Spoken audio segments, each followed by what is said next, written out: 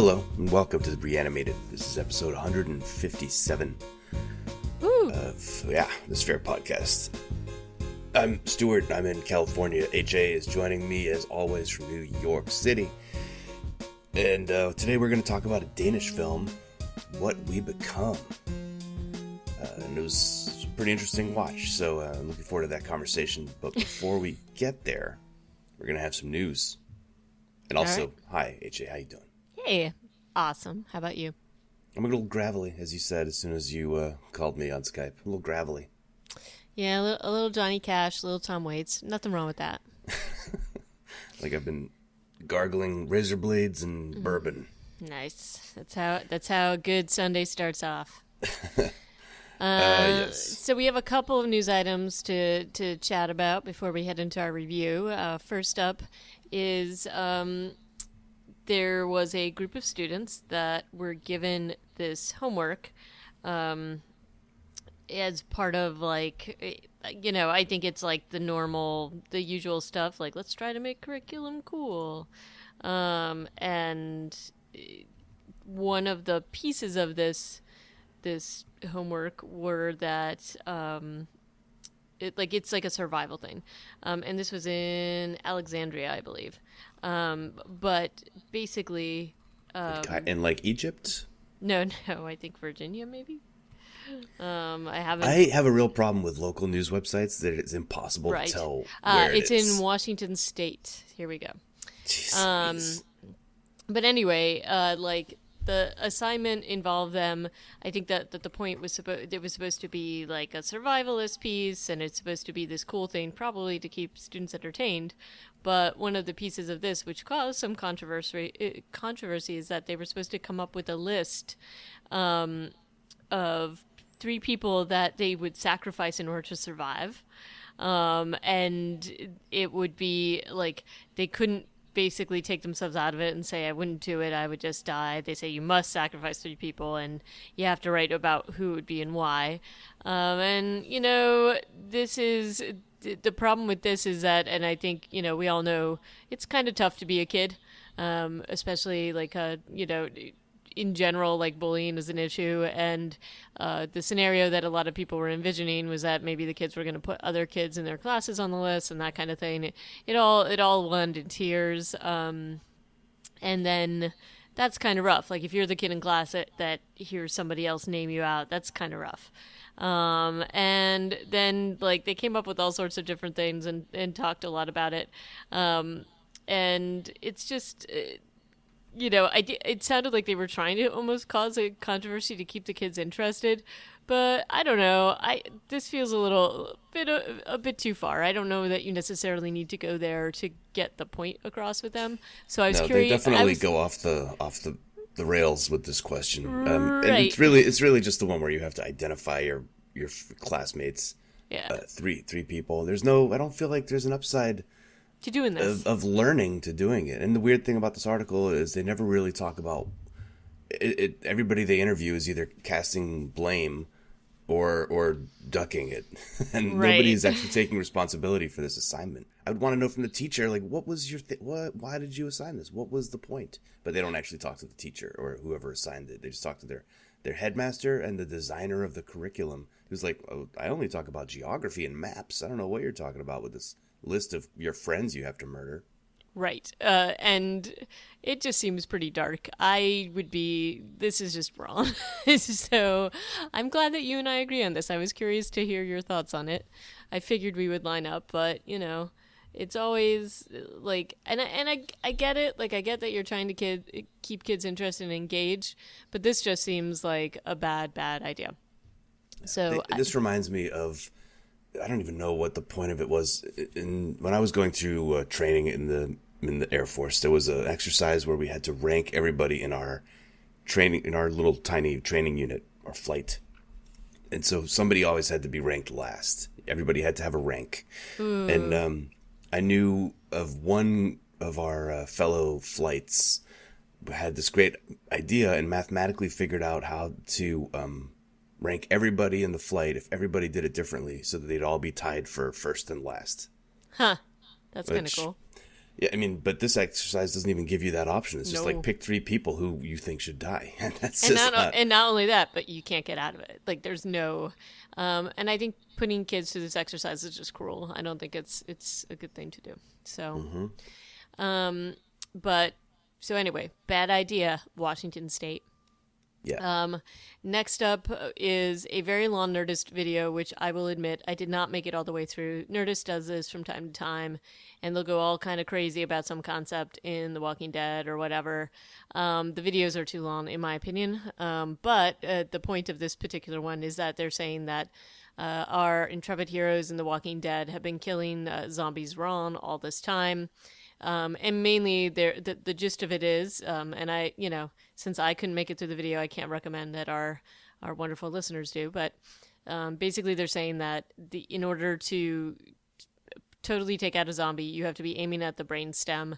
So the whole thing about them going in the front or even bashing skulls or any of that kind of thing is that that's not going to necessarily kill off the brain stem, and it leaves them possibly still in action. So anyway, that's the gist of that. I think if you look, it's a show, and if you go and just have one way of killing them, I just think that makes for boring zombie show. But I was curious. Have you caught up yet on season 8? I have not. I am not. This is on my At all? No, I am saving it because I have some time off over the holiday break, and so that's kind of what I do. You're just gonna binge Walking I Dead. binge it because Bill won't watch it with me, and I have to choose times when he's distracted or something, because inevitably he'll be like, "What are you watching over there? There's something wrong with you," and he'll end up watching a little bit, and it's just not enjoyable for me.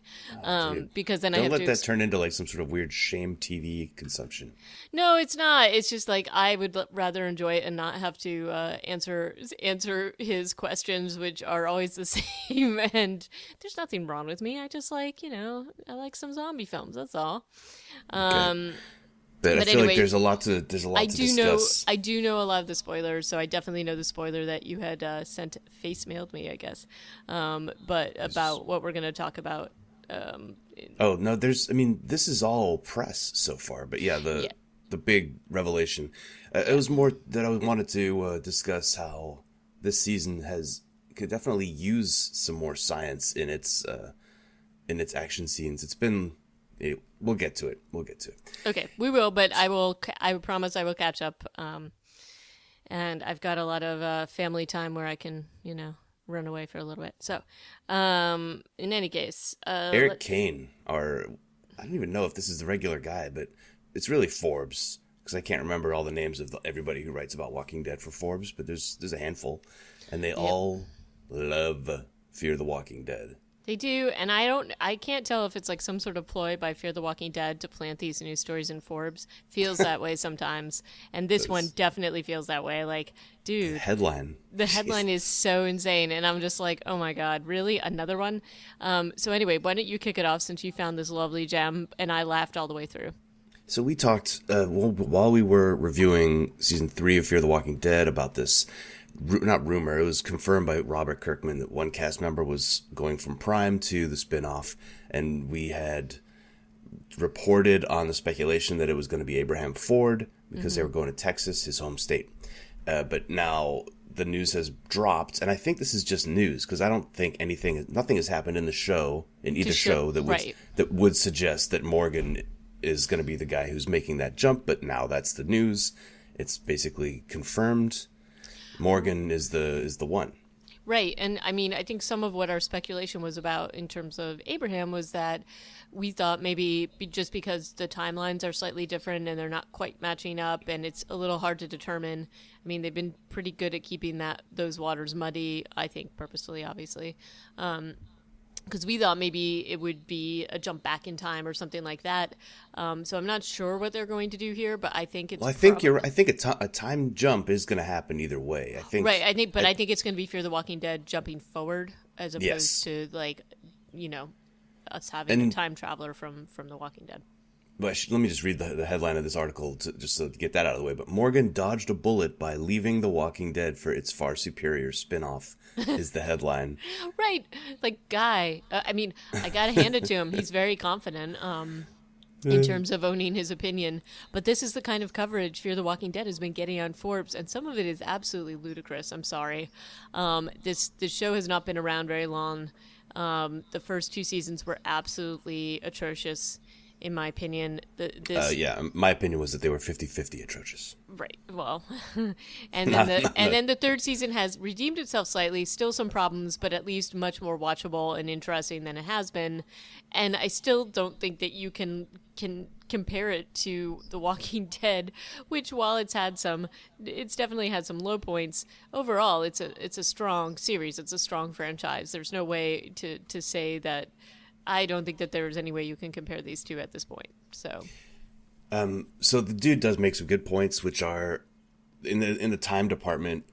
It's taken the Prime show a long time to go from King County, I think it was King County, Georgia, to Alexandria outside of DC in Virginia, and it's taken much less time in a way for the Fear the Walking Dead cast to go from LA to south of Tijuana to back to somewhere in the southern area of the United States, back to Mexico again, and then they're going to be going to Houston or Texas is the plan, at least, that they talked about at the end of last season. So they are covering ground much faster, or there's a chance that they are just fast forwarding time in Fear the Walking Dead. Yep, I think that's probably what they're doing. Yeah, so and if that's the case, and Morgan's character survives this season of Walking Dead, then we'll know that it's going to be in the future or the present, perhaps. Right. Or if it's in the past, then we'll just have to fill in some more gaps of when Morgan was insane, I suppose. Which is the other way to go. So that'll be interesting. Other interesting things about this article are he goes on saying, like, everybody who leaves The Walking Dead goes on to do better things with their career, which I think... I mean, he just says leaving Walking Dead is a good career choice. Just about every actor I've seen leave The Walking Dead has gone on to do bigger and better things. And he points to Jon Bernthal and Michael Burnham. He points to Sonequa Martin Green, and that's kind of it. Because that's only 2 out of, I don't know, they've killed off like 20 characters, dude. Right. and I haven't seen them in a ton of places. And that's the other thing. It's like, you could also say The Walking Dead is a good career move, and that's the basis by which you get to go and do these cool things. But I agree. I mean, there's been tons and tons of deaths, and there's some pretty major actors that we really haven't seen. I mean, we've seen them in some things, but not to the level that, like, this is just a ridiculous statement to make. Yeah. Jon Bernthal was big before Walking Dead. He was in The Pacific. I mean, that actually wasn't like a huge show, but he had a big role in that series. Right. And he's done so many things. I mean, I'm sure The Walking Dead didn't hurt, but yeah. And the Lori Grimes actor, she ended up in that, was it a sci-fi series? Colony? Yeah, that's a good show. Yeah, so she ended up in Colony. I don't think you can, like, dismiss that. I think that she's done some things, and then there's, I mean, so I mean, it's not like they fall off the map completely, but not the same. That doesn't have the same profile as The Walking Dead, obviously. No, so, and then there's others like T-Dog's character, Irony Singleton, Elizabeth Kinney. Is it Elizabeth Kinney? Who played Beth? Her name isn't Beth in real life. Well, either way, the blondie who played Beth, who had she dropped an album or 2, and I don't know what she's doing though. Nothing super high profile. Emily Kinney, thank you. Yeah, like, and you could see that they were definitely trying to, like, set her up to do something like that, given all the things that they had her do on the show. But yeah, she's kind of disappeared for a bit. So we will see. Yeah, we're not saying this to be mean to any of the former cast members of Walking Dead, mostly just to kind of question the logic behind Forbes's crazy articles about this stuff. I love it because it gives me, I'm happy that there are such fans, but at the same time, I'm like, all right, let's temper this with a little bit of of sanity. It's great. Never stop being Forbes. Yep. Okay, so Finally. on to our last and I think best article today. You found this wonderful little gem, and so I'm going to let you kick this one off because it is awesome. All right, there's satanic stuff going on in Memphis, you guys. The city council's weighing in on some satanic zombie graffiti. Every year, in what is basically a cool thing, the city of Memphis, I don't know exactly if they give money to the artists, but they let artists do a lot of murals. And this year, to the shame and the fear of the city council, some of them are zombie themed. And there are some specific guidelines that they have to follow, and they did follow those guidelines apparently. But this has caused a lot of an uproar among certain members. One of these council members or one of the residents basically said, "If it's not Jesus, it doesn't belong on the wall." Oh my Lord. And things like that, and everybody's getting very upset. There's another fantastic quote from a 73-year-old resident that basically is like, even though Elvis has a snake in his mouth, it's just art. So it's like, so I think you have varying degrees of a reaction to this. And, it's like, basically, I think it's just different people have different ideas about art, and I suspect that with this project in the next year that they're going to have more stringent parameters for the artist to follow, which is a bit of a shame. Though I did love that the last name of the woman who organizes all of this is Golightly, the one who is the person on the council member, the one that she's all for it, but like the one who's against it is called Swearingen. I know. So just for the sake of reading the quotes of this article, I highly recommend. I saw some of the art. I honestly didn't think it was all that, I don't think it was that terrible. And it wasn't graphic, really. It's just basically graphic art. That's all. So yeah, it's. I mean, the Spagnola one, which I think is the main one that people are complaining about, is fairly lightweight. It's not a zombie eating anything. The zombie's basically in black and white. It does have some holes in its flesh, but it's whatever. There's nothing going on. It's nothing terrible. But it's not even gory because it's a very sort of straightforward palette. So it's not even hyper real or anything like that. It's like, but anyway, I like this article a lot. So ignore some of the ads that pop up, but it's entertaining in general. So. And with that, I think we're ready to hop into our review, which is of a Danish film called What We Become. And this came out in 2016, and it was directed by Bo Mikkelsen. And it was not released very widely. In fact, I think it was only released in 4 theaters. So in Denmark, Denmark alone. So didn't have that much of a chance to do much. No. And there's some things I really liked about this, and some things I didn't, and some things that I thought were amazingly hilarious. So I'd like to propose an alternate title for this film. All right. By the way, the film that the title it released with was Sorgenfri, which is the name of the city they're in. And it means something without sorrow. A city without sorrow is what that translates to. Nice. Way to go deep with the Danish. But the title I think it should have is What We Become, How Gustav Ruins Denmark. I was like... That's my take. I thought it would be What We Become, or Why the Danish Would Not Survive a Zombie Apocalypse. I think they were. Well, let's get into the review before we. At least in this particular scenario. Yeah. So that's, so that's kind of where we're starting out. Yeah. So it's typical zombie film fare. This is a lower budget film without question. I couldn't find any information about how much was actually spent on this. Did you? No, nothing. I don't see anything out there. But then, like the whole Danish like, what's the word? Oh, my brain isn't working. Theater, like you look at their Wikipedia page for this film, and it's super bare bones. Yeah. And only three of the actors in their cast list have actual pages. Right. Like, the people who played Dino, Pernille, and Casper. Yep. And everybody else is just like doesn't even have a stub. Yep. So Which is kind of, I mean, you know that they have like a vibrant theatrical community there. You know, they're making films and they have TV, and so it's odd to me that they don't have much in the way of Wikipedia pages. Perhaps they're just only in Danish. it could be. And that maybe not, maybe why they're not popping up for us. But I didn't think. I mean, I thought that the cast was solid. I just thought that, you know. So anyway, let's jump in.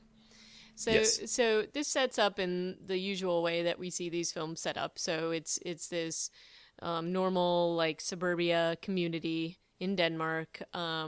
You've got your typical Danish family, very good looking. They've got awesome decor in their house, very clean, very white, very like just clean lines and all that kind of thing. And, you know, the main family here is Dino, Pernille, Gustav, and then the youngest is Maya. And they're the kind of core family that we're following throughout this, though there are other secondary families that live in the neighborhood. So there's Casper and Anna, who are neighbors, as well as the new kid on the block, which is Sonia. And we don't really see her parents that much except her mom. Who is... We don't really learn their names, do we? It's just like Sonia's mom. So there's that. And then, you know, it's the usual stuff. They show this family kind of going about their day. I will say that Gustav, the teenage son, is a little bit of a creeper. That's my initial Yeah. Well, it's all part of his downfall of the entire country of Denmark. Right. The fact that he's also a creeper. He has terrible judgment. Yes. He's like a punk light in that he skates, but he also looks like one of the guys from the band who did What Does the Fox Say? He does, totally. Yes. We have to mention that every time he's running around doing his horrible, nefarious things to bring down the entire country of Denmark, he has got an insane synth soundtrack that follows him around everywhere. Well, then that kind of, you know, undoes some of the bad work that he's doing. Everybody should have an awesome synth soundtrack to their lives. Well, you know, I felt like the synth soundtrack was trying to put you at ease, so you couldn't really like take in all the evil he was doing. So there's that going on. Gustav, as teenage boys are wont to do, is kind of obsessed with the neighbor Sonia. He peeps on her a lot and does like weird stuff. Like he's a little bit of a stalker. He's obsessed with looking at her through binoculars when she right clearly can see him right across the street and is like waving at him. Yeah. Right. Well, the good news is that Sonia seems to be into the fact that he's creeping and peeping at her with binoculars. Right. I mean, and, you know, initially after his first peeping attempt, when he tries to be all nonchalant and introduce himself to her the next day, she does blow him off. But what she never says is, dude, why were you looking at me through binoculars? And instead, she decides to go along and see a tour of the town with Gustav and a tour of the woods with Gustav. Yeah, the woods is really what they look at, which is the kind of an odd place for a tour. It's an odd place for a tour, especially when dude has been creeping at you through binoculars. Like, I don't know that I would be going to any sort of rural areas of the neighborhood with him because he is a creeper. But she seems to be all right with that. And then, you know, when they're in the woods, they see these, like bloody leaves, and Gustav does, you know, what any normal person would do is he grabs a leaf and he, rubs it and touches it and stuff like that, because that's exactly what I'm going to do when I see blood. Right? Yeah. Of course, this is also like now 15 minutes into the film. We've had a few other scenes that are kind of laying some groundwork that people got sick at a retirement home. There's Yep. like a community picnic where we also had Casper's character show up and be like, "Hey, Dino, you got to get into hunting, man. It's awesome." So laying some groundwork there that he's gonna be like a badass, I Right. guess, or at least a hunter. That's a false equivalency. Hunters and badasses are not the same thing necessarily. True. We also find out that Dino and Pernille kind of have some. Tension. There's some weird tension. There's like this weird thing with their whole family where they like to lie and sugarcoat stuff, and that's like done pretty heavily, mostly for Mai's sake. Anytime she has a question about like death or anything negative, they're like, "Oh yeah, and fairies are gonna come in, and and maybe we'll never die." Is actually a I real was going conversation to she say- has with her mom. Okay, so not only do they have these super creepy conversations with her and deny reality, her mom also sings her some super creepy lullabies that are really well. bizarre, which are like "Don't let the fox in the henhouse" kind of kind of lullabies, which is like, okay, you just said all this stuff to try to reassure her, and that might be the creepiest mom lullaby I've ever heard.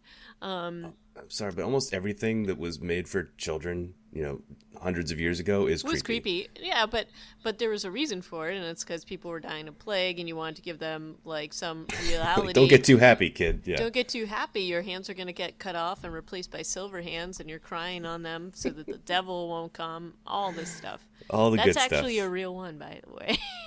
I mean, just even Rockabye Baby, which is like one of the only lullabies I know, is kind of scary. Yeah, true. And also, Ring Around the Rosie is clearly the plague lullaby. So Yeah, but that one at least you have to use subtext or go between the lines to figure it out. But Ashes, Ashes, We All Fall Down certainly does not have a fun ring to it. No. Either way, there's definitely some weird stuff going on with, and actually the first scene of the movie is a cold open of a scene like at the end of the film, Right. where Pernille is talking to someone off camera. You can't see them. But she says his name, so we know it's Dino. She talks to Dino later, but she's looking down at her lap and saying, "Don't worry, this is all going to be a dream. Tomorrow you're going to wake up and everything's going to be okay." So they're definitely treading this up. course of like, this isn't real. We don't have to worry about anything that isn't nice because everything's going to be fine. And it's kind of odd, and yet it's it's clearly they're all proven wrong. Like this is not that everything's not going to be okay, and so I felt like it was interesting setup by for the film to do this. I don't know that it really delivered, other than to be like, yeah, these people are idiots. Is kind of the only real takeaway that I got. True. And then there's also the strange dynamic between Dino and Pernille. Just in general, like there's an initial exchange between them and it's kind of odd because it seems to be a very minor thing, which I do think is supposed to set us on edge a little bit, just because it seems so normal. So you have to feel like there's other subtext there. But when Gustav comes home and he won't hang up his sweatshirt, and she makes him hang up his sweatshirt, and then she goes to the kitchen and she's like, "Why do I always have to be the bad guy?" And it's like, dude, it was a sweatshirt. You know what I mean? Like that. Yeah. That is like a pretty minor interaction with the teenage kid. His reaction wasn't not normal. He's just like, I'm gonna wear it again. Like this isn't high stakes arguments. It's not like, Gustav, why are you out shooting up, or like, you know what I'm saying? Like abusing prescription drugs. Like these aren't high stakes arguments she's having with her kid. And then says something really creepy to Dino because he kind of whistles, and she's like, "You'd be whistling at the end of the world," and that's like, okay. Oh boy. The other piece of this, which also sets it up, and like the whole thing with the rabbit and Maya. Maya has a pet rabbit, Ninus. And in some ways, because they won't talk to her about the realities of things, which in some ways I don't blame her. Obviously, Ninus is bound for. I didn't think that what was going to happen to him is what I was anticipating. He would be sort of like a zombie rabbit. Mainly because they switched out the rabbit in the beginning. When she looks for him again, it's definitely a different breed of rabbit. So I was like, are they trying to say that he's growing like long hair because he's diseased now? I don't know. But he does get fluffier as the film goes on. That's he's true. A different rabbit. So I thought that was going to, like, he was going to attack them or something like that. But he is not long for this world, and the whole scene in the kitchen later on with their whole Ninus thing is really strange. And it's more of this continuation. Well, let's just say like that. Yeah, they cook Ninus. Like they make him into rabbit stew, and it's noticeable because they were like, we only have these packets of food left, and suddenly they have like 8 more people in their house, and suddenly they're eating stew, and you're like, wait a second. And then she comes in looking for Ninus, and everybody at the table participates in creating this fiction that rabbits can just get out of houses and run away. And then, the reactions of some of the family members after she leaves are really funny. Like Pernille's reaction is like, oh God. But it's definitely this whole fiction that Ninus has gotten out, and, obviously what's a kid going to do when the rabbit gets out of the house? They're going to go look for it. That's what happens. They really should have seen that one coming. Right. So overall, like, this is kind of where we're going. So we've got the normal things set up with this family. Things are not quite right, and I did like how the tension that was set up with the family is like as they deal with the danger and the outbreak and the lack of information and things like that. We see how they interact with each other and how they react to this situation. And I did think that it was at least somewhat realistic in terms of how a family that's not maybe fully communicating would fare in this kind of world. What was your sense of that? I thought it was interesting. They're obviously, as well as being these like fantasists, they are also extremely trusting of the establishment. And right. Well, this is what I meant by what I was like, wow, at least in this scenario, the Danish people are not going to fare well. This scenario maybe not, but so it goes from 0 to 60 in terms of the police response. Like you see a couple of ambulances and police cars racing through the streets on day 1. By day 2, essentially, they've come in with their full mop gear. They're at like their biochemical gear, and they're creeping through the streets, pointing their guns at people, telling them to stay inside. And remember that this is also the same Denmark that is voted happiest place or happiest populace every year. Right. Like they're at least they're in the top 5, I think. So you can be fairly certain that this kind of thing is not part of their happiest population, like cops and military creeping through the streets, pointing guns at them. To the point where when Dino is like, hey, what's going on? And the 2 cops are like, get back in your house. And he's like, hey, don't threaten me. Yeah, like he's very reasonable, and he's just like, hey, what's up? I don't know why you're pointing a gun at me right now. This seems very unreasonable. And it all kind of escalates. I mean, because they're hearing the news reports, and the news reports are basically trying to reassure everybody. And these are things that I think would happen, is that you don't want to cause a riot. You don't want to cause a run on the hospitals. I do think just from a realistic point of view, if you've got that many people sick, there's just no way to contain it. Says you. Well, I think, look, I loved every scene that dealt with the quarantine. I thought was pretty cool. Like whether it be like from the get go when they get pushed back in their house, then they have the plastic put on the outside of their house and their windows. What I was going to say is that there's no way to contain it, and this was what I was going to say is that this is kind of the early days of when they think they still can. And so everything and they could have got away with it too if it hadn't been for those darn kids. Right. The stupid kids. Gustav by himself. Yes. One kid. And his synth soundtrack. But no, I thought that this all made sense because they have the people going from house to house trying to determine who's infected. Once people are determined to be infected or they take people away or whatever, they're covering these houses with the quarantine plastic, basically tenting the houses as a way to make sure that people aren't coming in or out or things are not coming in or out. They're dropping off survival packets, actually much like we saw in the film Viral that we reviewed last time. That was the same kind of idea. Yeah, clearly a few parallels to that film, to Viral, because also of the cross the street neighbor love do angle. Teenagers are just going to have sex during the apocalypse. Let's just face it. What was pretty cool tension-wise was there's a scene with Mai talking to Elna, their elderly neighbor, who was the first person to report an infection in their neighborhood. Their husband just disappeared or something. Yep. And they have a scene of them talking right before lockdown happens.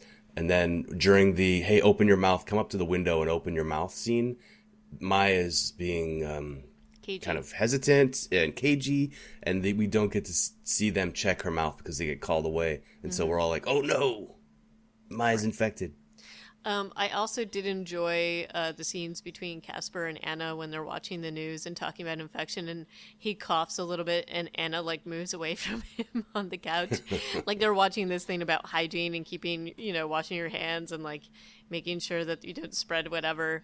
And she is very much like, all right, Anna is for Anna.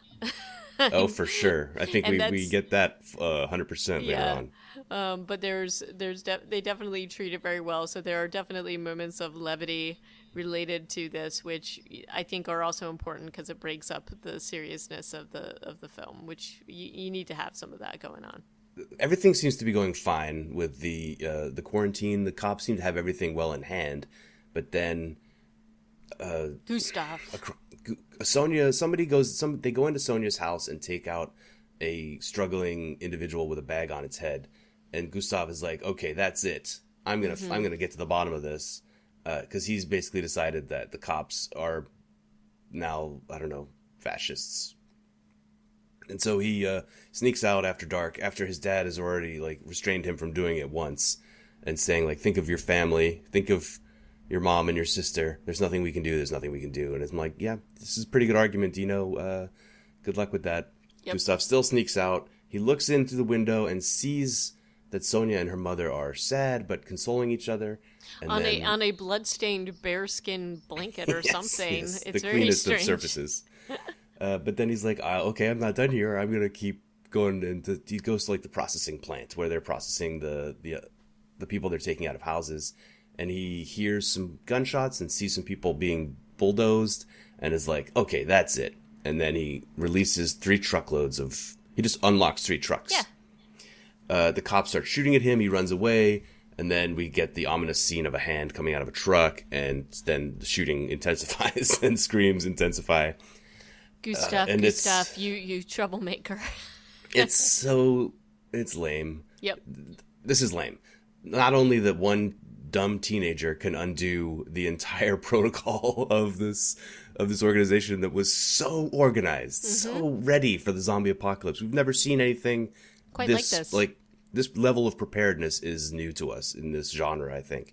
But one pesky kid manages to, and within 5 minutes, people are saying like, "Oh, they're leaving. The military is leaving." Yeah, they're like, "Okay, dude, we're done. We're done. You want our help? You ruined it. You ruined it. This is why you can't have nice things." Yep. So that's that basically. And then Anna drives away in Casper's car, leaving him in the driveway, and he's like, "Wait for me." Sonia and her mom come over to Dino's and Pernille's house with Gustav, and they're like, "We're gonna stay here with you guys now," and they bring no food, which is weird because they probably got supplies too. So it's like, what? Like, what's such the big deal? Because Pernille's freaking out because she's like, "Hey, we can't feed everybody. Guess we're gonna have to kill that rabbit." And they just don't bring anything, which I think is really odd. Yeah, I was wondering about that too. And Casper, I don't know if Casper brings some food, but he has that backpack and he has his rifle because now we know that. And also, okay, so the way he gets into their house is by shooting a zombie who's like breaking through the window and trying to kill Gustav. Because obviously it knows that Gustav is the one. So Gustav's the worst. So we've gone from like, this is like the movie has completely shifted to now Night of the Living Dead style. They're outside the house trying to get in, sort of scenario. And I did like the effect of the tenting of the houses, like that the zombie horde. Like, that was kind of a cool effect because you can't quite see them.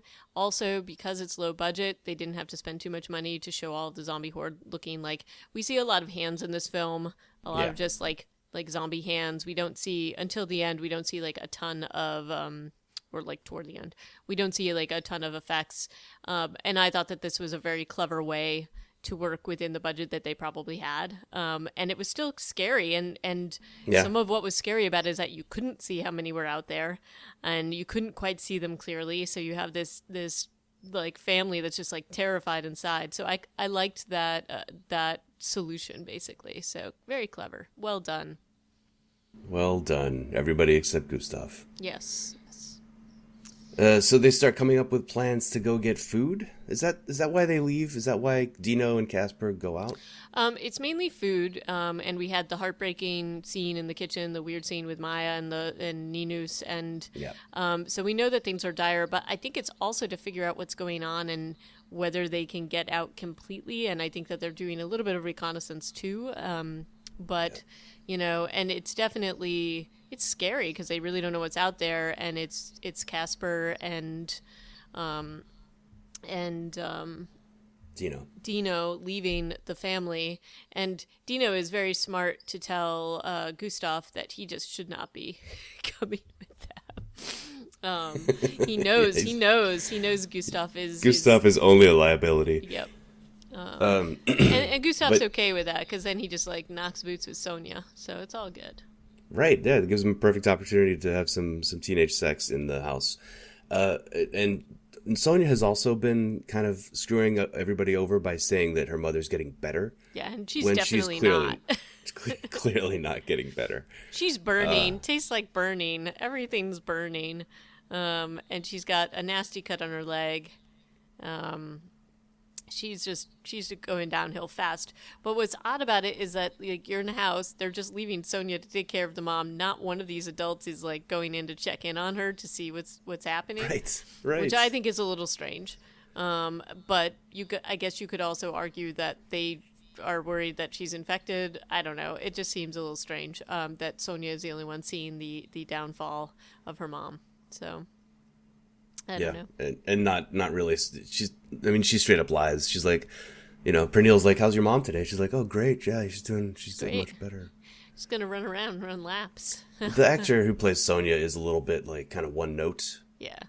I think she's mostly there to be like attractive and have a cute voice, but she doesn't. I don't know. Yeah, she didn't really strike She me as doesn't a have great a ton actor. of. She does not have a ton of range. No. And the usual thing then unfolds where Maya disappears to look for Ninus, and then you've got Pernille and Gustav having to go and look for her. I did enjoy the fact that when all this like happened, Pernille busts into Gustav's room and he's like knocking boots with Sonia, and he's just like, "All right, mom, I'm Oh, okay, yeah. Let's just stop having sex. Well, this is no big deal, right? Right, Yeah, I like right. that too. It's actually really funny. And Pernille's like, God, I have better things to worry about right now, like my kid. So I thought that was kind of cool. Yeah. So now we go through a lot of split scenes, right? Between we're left with Sonia and Anna in the house with mom. That doesn't go well towards the end. Dino and Casper are having some scary times out in the blighted urban wasteland. Seeing only a couple of other people who are like running away from them or whatnot, and yeah, Gustav and Pernille are just kind of they looks like they walk past the same house like 4 times because they're just covered They in all plastic. look alike, yeah.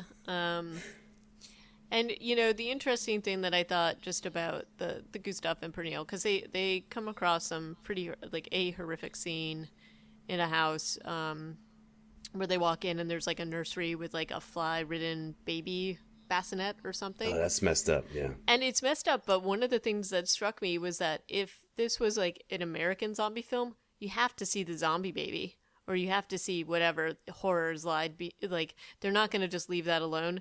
But in this film, Gustav's like, Mom, that's just too horrible. Let's get out of here. Let's get out of here. And I liked the fact that there was that actual like real reaction, which is like, no, we're not looking in that. No, No. we're not. So I thought that was interesting. And then They have standards in Denmark. and then in the scenes with Dino and Casper, they don't have quite as an easy decision to make because they end up in a spot where this woman is like calling out for her husband, which doesn't seem like a smart idea given that it feels like there's lots of stuff going on. Is that a school? It's a grocery store, A grocery I think. store. And you know, they're all like, be quiet, and then things just kind of go bad really, really fast. First of all, they Yeah. separate, which is a bad idea. Yeah, but only by a few feet. It's just that Dino, both of them have bad reactions to this, and there suddenly are like 8 zombies, and they weren't ready for Right, any. right. You know? And this is the first we're really seeing the zombies walk.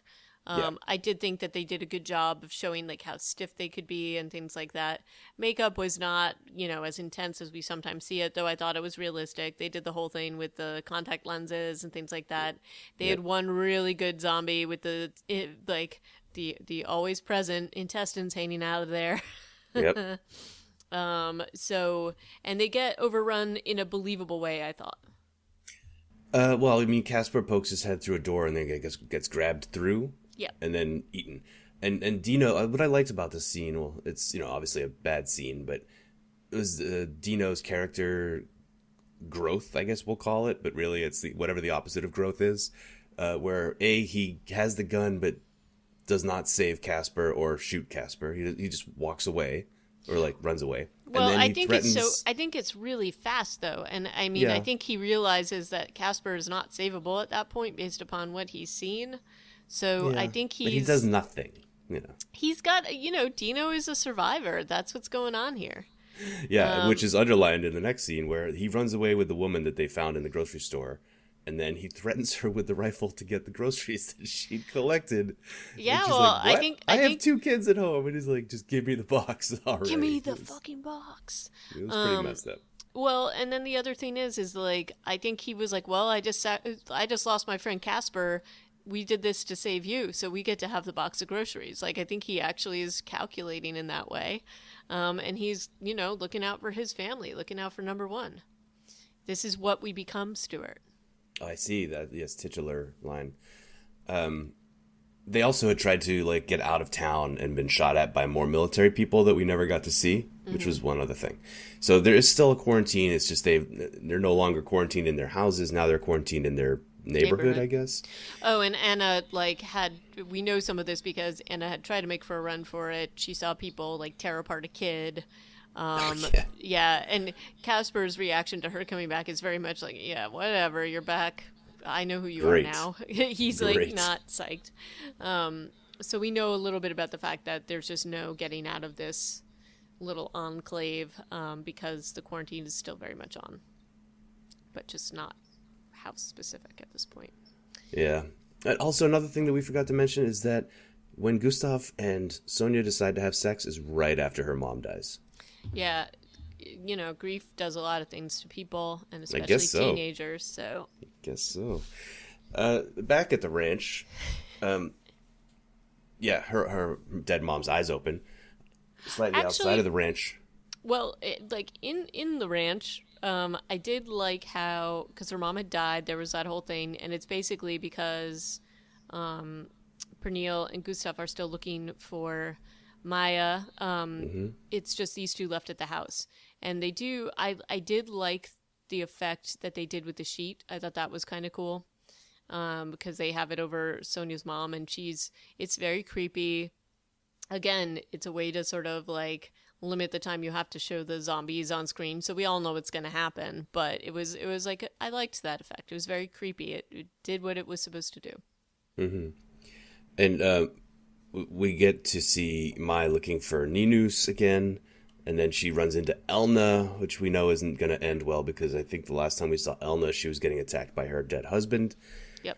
And I was surprised that they I mean, you later realize that it's Mai's face on the front of she is the poster of the movie. So I guess we should have known all along where this was what going. Was going to happen? They straight up kill a little girl.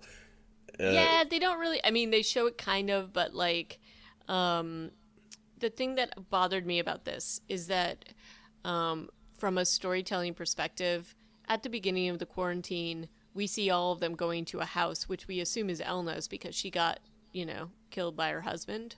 Yeah. So I thought it was a little weird that she was like already back and out and about, but maybe she got out of those trucks too. I don't know. And then the other thing I didn't like about it was that she's not extraordinarily fast, and she looks freaking terrifying. Like she's got like half of her face Oh yeah. off, and I just feel like Maya's not just gonna sit there. She was far enough away from her to like run. I just don't feel like Elna would have gotten the jump on her. So I felt like they could have showed. I don't want them to show a kid getting like attacked, but they left a lot to the imagination, and I didn't fully believe that she wouldn't be able to outrun, and I think she would have run from somebody who looked like that. So Yeah. I mean, there was the initial before she actually saw her face where like I was like, okay, you know, I can understand why she's approaching her because she's this neighbor and they clearly have talked. But the minute she turns around and you can see her teeth through her cheek, I just don't think the kid's going to stay there. So Not going to stick around. However, that's not how it plays out. Dino, Gustav, and Pernille all come onto the scene almost right away. So she only has like a big chunk taken out of her neck. She's not dead. But, she, you know, we know the score. It's not good. Dino shoots Elna with the rifle. And then they get home just in time to find... Like, Gustav breaks into... I don't know whose room he's in, and Sonia has just finished stabbing her mother. Yep. Which I thought was cool. Like, they don't show us any of that scene. Nope. And we're like, what has been happening back at the house? Of course, it turns out that she hasn't done a great job because Mom gets back up a little while later. Oh, and she doesn't mention anything about Anna having been bitten and is already turned. Turned really hard too, like fast. So that was a little, It seems like that was very, very fast. But, you know, there it is. Yep. I was going to say, if Sonia had only taken care of the brainstem, as the Nerdist video instructed her to do, Yep. then her mom would have been not an issue. But, Yeah. you know. So we're in the last 5 minutes of the film at this point. Like the rifle, apparently shooting Elna has summoned every zombie in the world. neighborhood.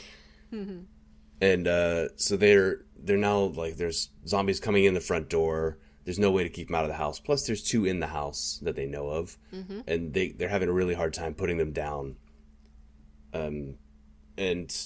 And yet they're also, this scene did strike me as a little weird in that Gustav and Dino are both able to shut doors that have Yeah. like 8 zombies pushing on them. Right, one dude is able to just totally get the, you know, from a physics point of view, this doesn't make sense. It doesn't make But- a whole lot of sense, but it makes for an interesting shot of Dino squishing a man's head. Yes.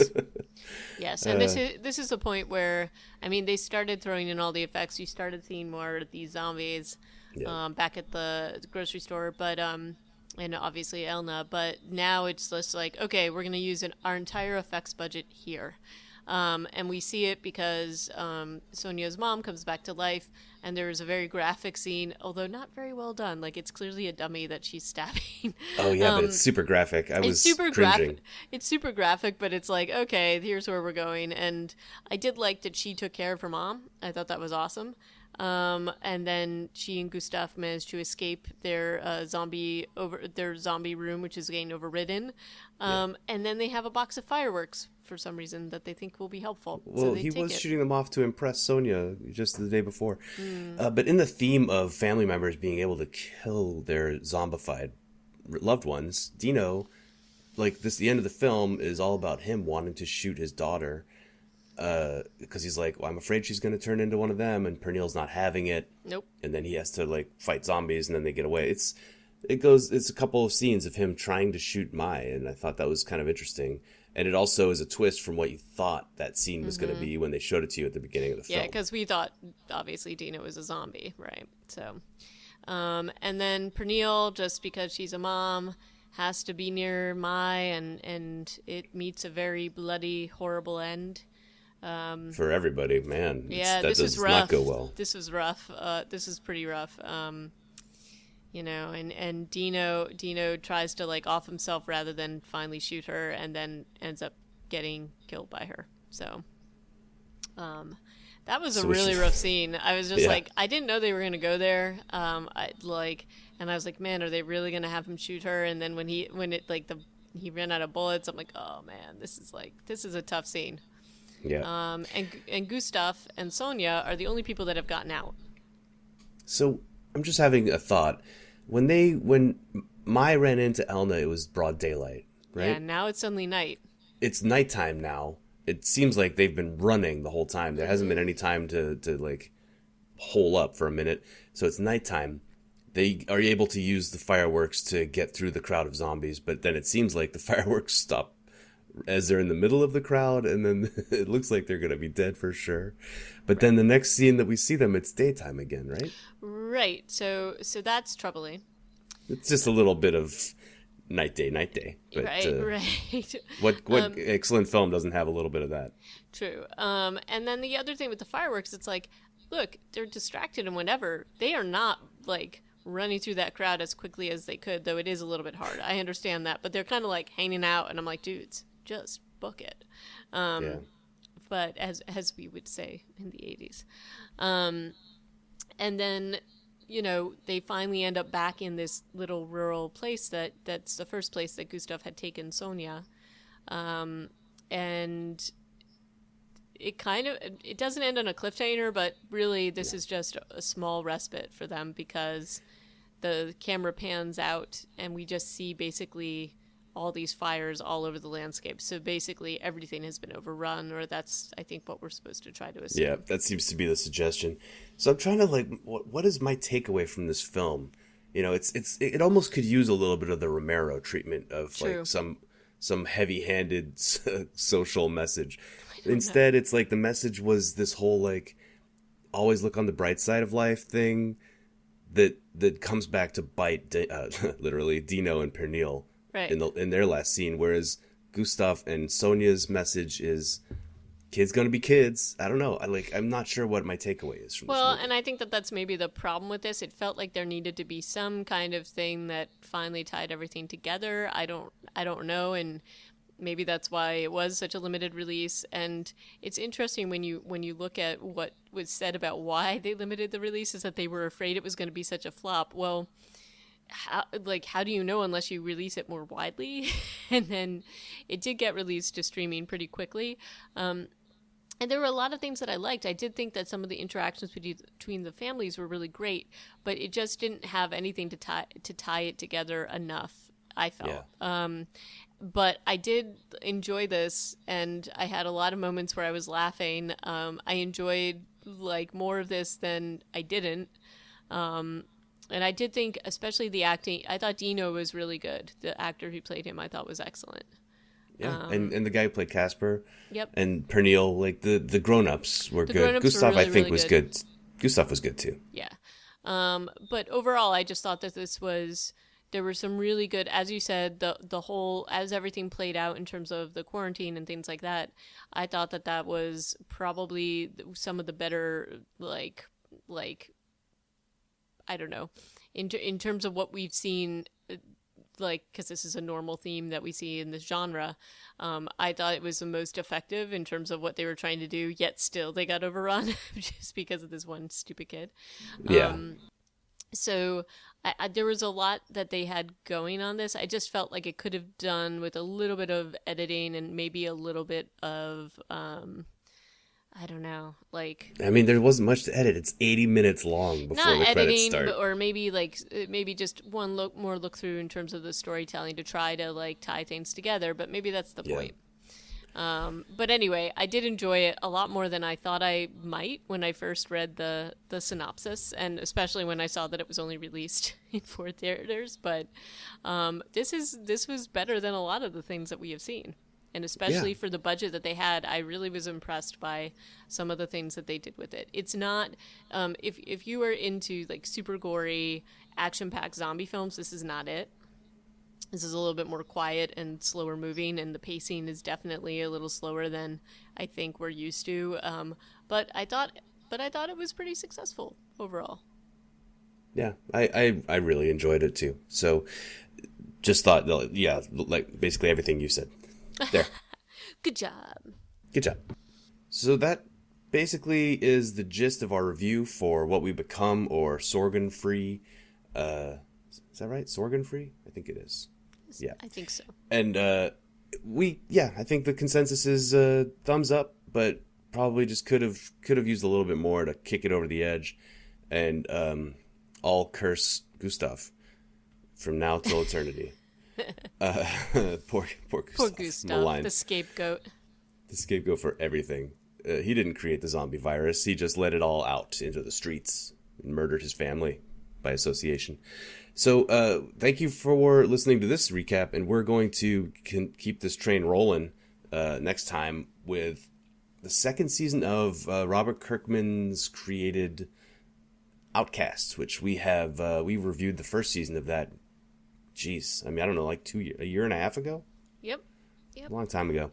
So we're going to get back on the Demon Train and talk about Outcast Season 2. And so I hope that you'll join us for that starting next podcast. Awesome. So yeah, if you want to get in touch with us, you can email us at reanimatedpodcast@gmail.com. We're on Twitter at reanimatedpcast, and our show notes are at reanimatedpodcast.com. So until next time, ciao. Bye-bye. Thanks for listening.